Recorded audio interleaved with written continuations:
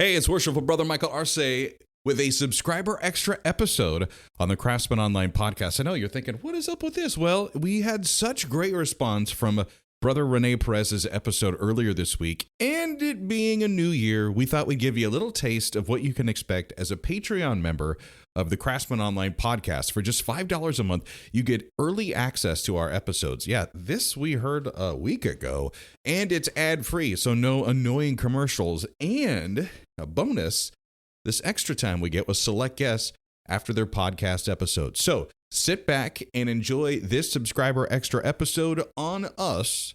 Thank you for listening. The comments, opinions, and views shared during this program are of those individual Freemasons and do not reflect the official position of a Grand Lodge, concordant body, appendant body, Masonic Authority, or craftsmanonline.com.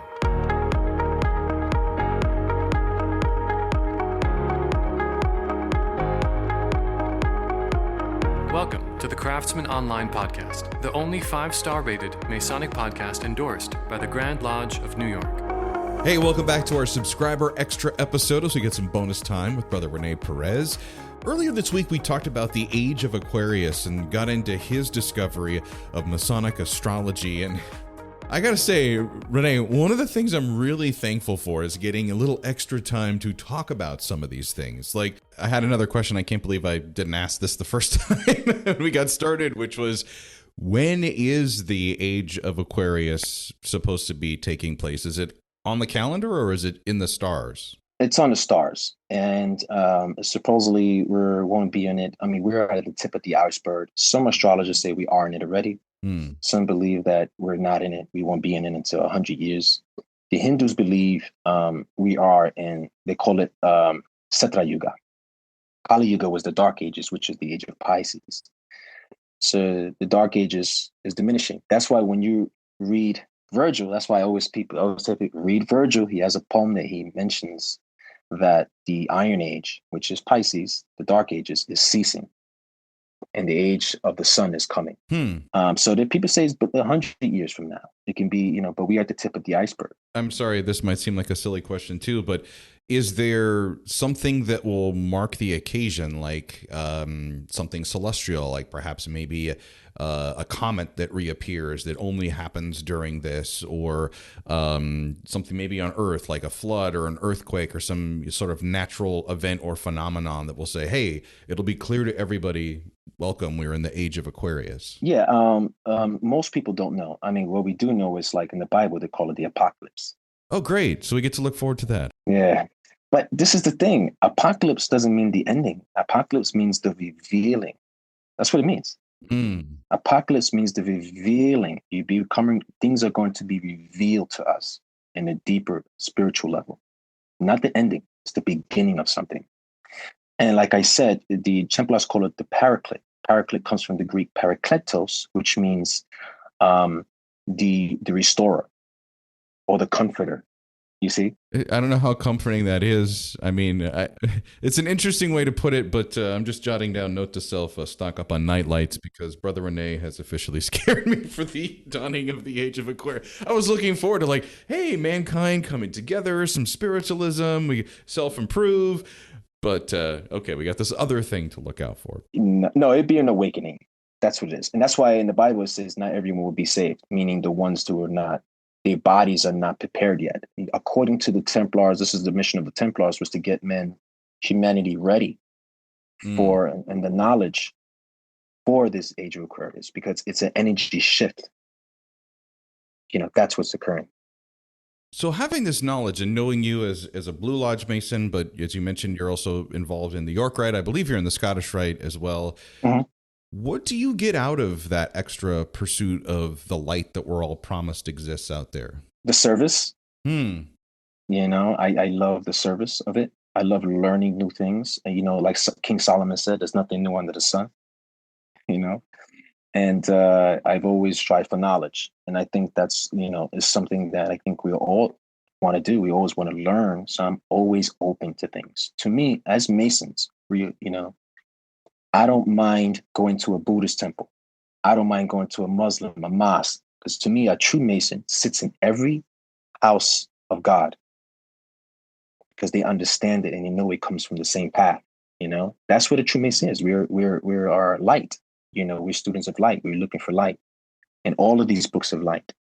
You know, and I'm always striving to learn new things. Always. And I always say I'm still a beginning. Always, even when I'm in 80s, I'm still, to me, I'm not, you know, even though we all master masons here, you know, to me, like we say in martial arts, a black belt is a white belt that's still learning. Okay. And to me, a master mason is an EA that's still learning. I appreciate you putting it that way. I think we have like the quote to start off the year is that, you know, a mason should be a light seeker and in essence, a truth seeker and have an open mind. And I guess the reason why I asked you that question is because for you, and we talk about the individual experience of Freemasonry, it's going to be much different for me than you because you know a lot of these things. You know to look for this, where for me, it's like new learning. So for you, it's either reinforcing what you already know, which helps build your confidence and like, okay, I'm pursuing the right light, I'm going down the right path. Or there may be that occasional thing that you didn't know that you're like, oh, well, that's a different way or a different angle or kind of a different turn in this journey. Yeah, you know, it's funny, you know, like to going back with the age of Aquarius, when the age of Aquarius comes, what is going to happen is that we're going to remember what we already knew. You see what I'm saying? So, yeah. So things are going to be unlocked that we already knew already. And so apparently, according to the ancients, the sun, like, so you know how Superman, he gets his strength from the sun. Something similar with the sun is going to happen to our consciousness. And you asked me a while ago how it relates to the masonry and astrology. I believe that in the Declaration of Independence was being signed, the Masons at that time knew this science. They had to. And the reason I'm saying this is because there's a reason why they picked that date, 1776, July 4th, and 2 in the afternoon. When I did the chart, the sun, although was in Cancer, but the ascendant was in Scorpio, the eagle, and the opposite was in Taurus, the bull, and the midheaven was in Leo, and the opposite was in Aquarius. So it was creating that cross. So it could be a coincidence, possibility, but I tell you this. The ascendant in Scorpio is 13 degrees in the ascendant, and Leo's in 21 degrees in the midheaven. Now, in gematria, I don't know if you heard of gematria before. It's a science, right? 13 times 21 is related to the Hebrew word harim abif. Wow. Okay. Yeah, and it's 200. So 13 times 21 is 273, which is related to the word harim abif, and also equivalent to the other Hebrew word eben masu haboniam. And what that translates to is the stone the builders rejected. Jeez. Wow. Okay. So can it be a coincidence? No, dude, there's no way that's a coincidence. No, that's, I mean, yeah. Nobody does that leaves that kind of breadcrumb trail. Like when having the benefit of living here in, you know, the DC area now and seeing the streets and the maps and the cross sections and the angles and nothing was done on a whim. They were very calculated with that. And that's amazing. Like, thank you so much for sharing that, because I think a lot of us would be wondering, why would you start a fight in the middle of July, the hottest month, wearing a wool coat? Here's why, because it was literally written in the stars. Exactly. And this is another thing that would blow your mind is, you know, the Hebrew word for God, right? Which it's the gematria of it is 26. That's the gematria. But look at this. When you calculate the zodiac signs in order, as I explained before, Aries being the first sign, Taurus being the second. Now let's put in order, like all the 4 fixed signs that I explained: Taurus, Leo, Scorpio. Taurus is the second sign, Leo's the 5th sign, Scorpio's the 8th, Aquarius is the 11th. That adds up to 20. That adds up to 26. Okay. Yeah. I think if there was any doubt, like where the Masonic connections could be with astrology and why there's this thing called Masonic Astrology, you've answered that. As we talked, Brother Rene's research paper, which, if this conversation hasn't sent you over to craftsmanonline.com yet to get your copy of Know Thyself, the Age of Man, this one might. You also state that it is my belief that astrology was incorporated by the Freemasons, taught by the ancients, using the alignments of the stars to frame the blueprint of our nation. So you kind of gave the example with the date of the Declaration of Independence. Were there any other parts, or was it just that made you come to that conclusion? So like our emblem, the eagle.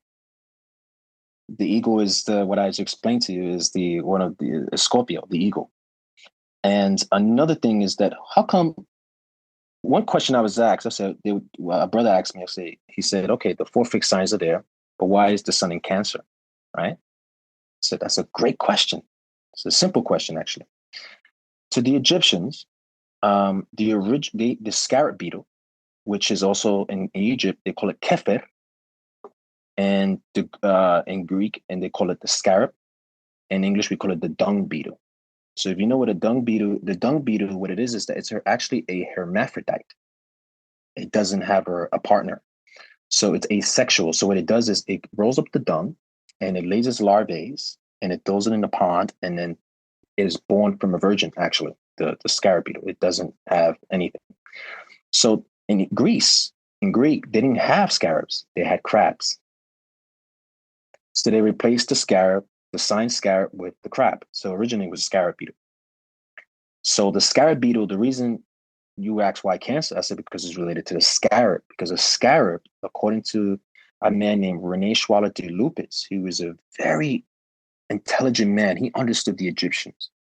And he put the scarab beetle and a human skull right next to each other, and they look the same. Yeah.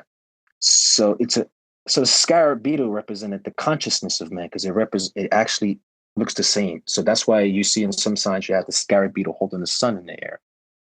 In fact, according to St. Jerome and also Hippolytus and also Clement of Alexandria, they all call Jesus the scarab. You had started by talking about the eagle, which is our national bird. And I remember there was a debate, and it's interesting because Benjamin Franklin was one of the founding fathers, also a famous Freemason, and he wanted the turkey to be the official bird for the United States of America, and then we settled on the eagle. So you're saying there's a star sign or a zodiac connection with the eagle. So you also have to remember, who was it that put the signs in the back of the dollar bill? It was Henry Ford, right? It was Ford, if I'm mistaken. Henry Ford had a great relationship with a man named Nicholas Roerich. Nicholas Roerich had a background in this type of knowledge, and he gave him ideas of what would put him back of the dollar bill. So originally, the eagle was actually the phoenix. You know what the phoenix bird is? The phoenix is the one that kills itself and brings itself back to life. So it's also related to masonry as well. But it's the phoenix is the bird also in the constellation of Scorpio. That's going to do things for this subscriber extra episode of the Craftsman Online podcast. If you've enjoyed this episode, you could do us a huge favor. Go ahead and open the player that you're listening to us on and give us a review. Leave some stars, some feedback. Your ratings help connect our content with other interested gentlemen or brother Masons out there who are seeking more light in Masonry, and we thank you in advance. Until next time, let peace and harmony prevail.